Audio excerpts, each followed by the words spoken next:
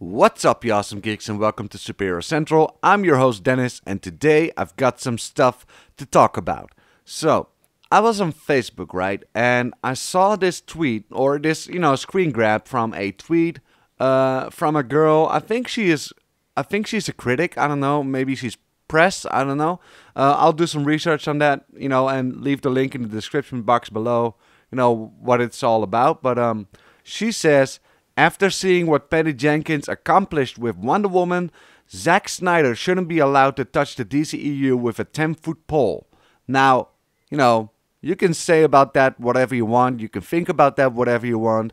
But, just because one movie is really bad, it doesn't mean that every other movie that the guy makes will be bad by default.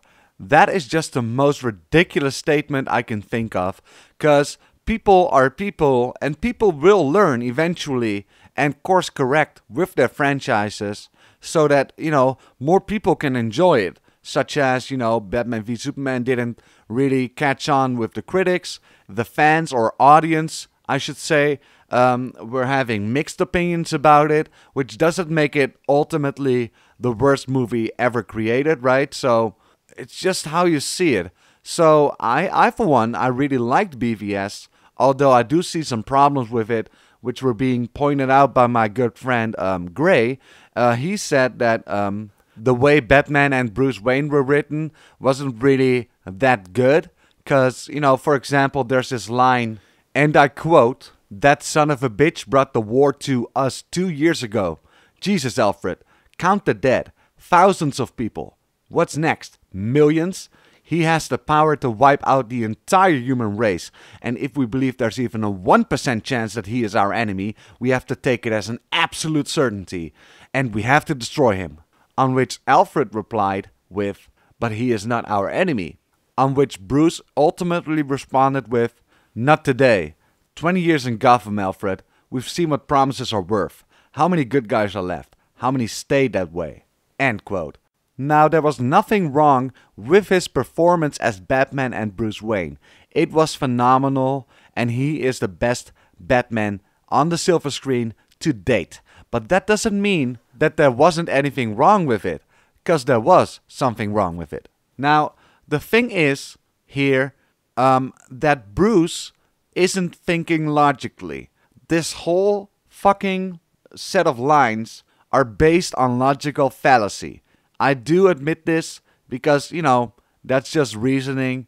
And the thing is, Bruce should be smarter than this and should have, investigated further into Superman's history, because, he's the world's greatest detective. So he should have some resources to make sure that this man isn't really, such a threat after all. Right? So basically what this means is that Bruce Wayne, or Batman, whatever, he is in a state of so much anger that all logical thoughts are immediately banned out of his mind.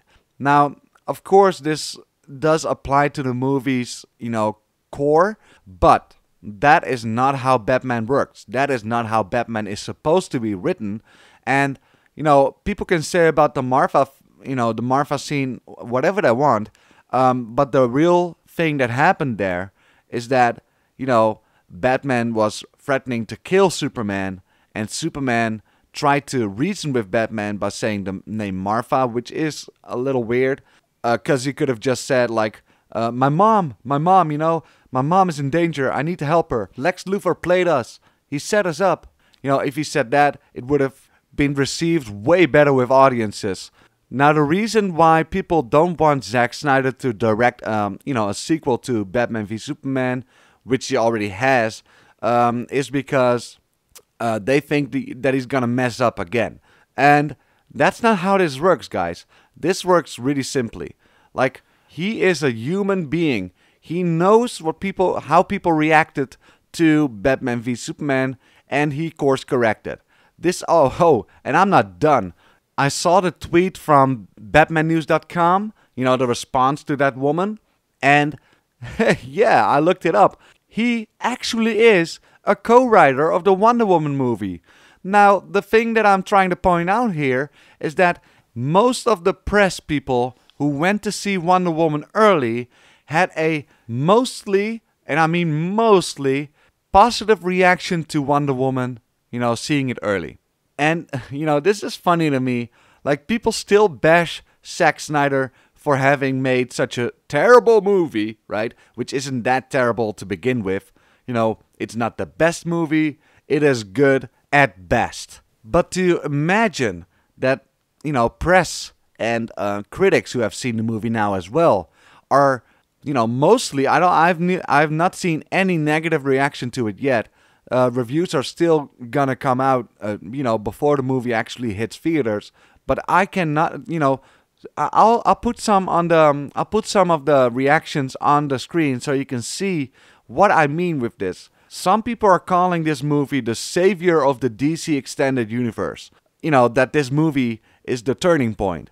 And to think that Zack Snyder co-wrote this movie, but had nothing, he was also a producer on it. It's just funny to me, like how people are so ignorant. They are ignorant fools to think that Zack Snyder is only capable of making bad movies. Look at 300. 300 has a huge fan base. Also, Man of Steel is considered for some people to be a masterpiece.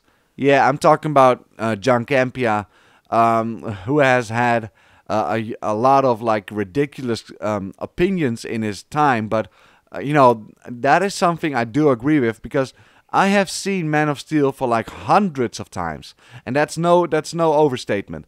I have seen Man of Steel so many times I can dream it. Now that doesn't mean I think it's better than BVS, because BVS, let me explain. BVS isn't the best movie; it is good at best. But to me, it lies really close to my heart, and I had a wonderful experience seeing it first. In cinemas, at 11 a.m. in the morning, when I went to, a town close to mine. And I just had the most wonderful experience watching that movie. So I think it's just nostalgia, but I do know what is wrong with it. And I stated that in the beginning of the video. So I do understand that there are some things in this movie that are, considered bad. But there are so many great moments in this movie. And, I think the end fight with Doomsday is, highly underestimated. It's just fucking beautiful, especially when Wonder Woman comes into play and slices Doomsday, so badly. It's just great. I just I'm biased. I think I do think I'm biased, but it doesn't mean that I don't know what I'm talking about. I do see the bad in this movie. It's just it lies really close to my heart. Now, I'm gonna close off this video.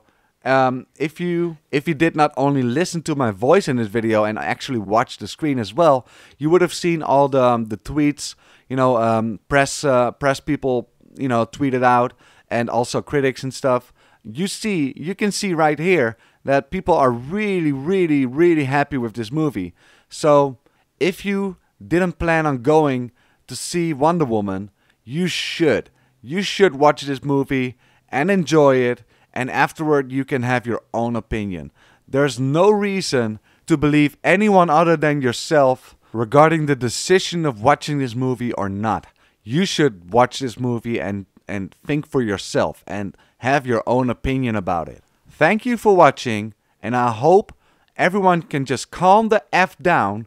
And if you enjoyed this rambling video, then be sure to punch that like button and slap that subscribe button in the face. I will see you guys next time.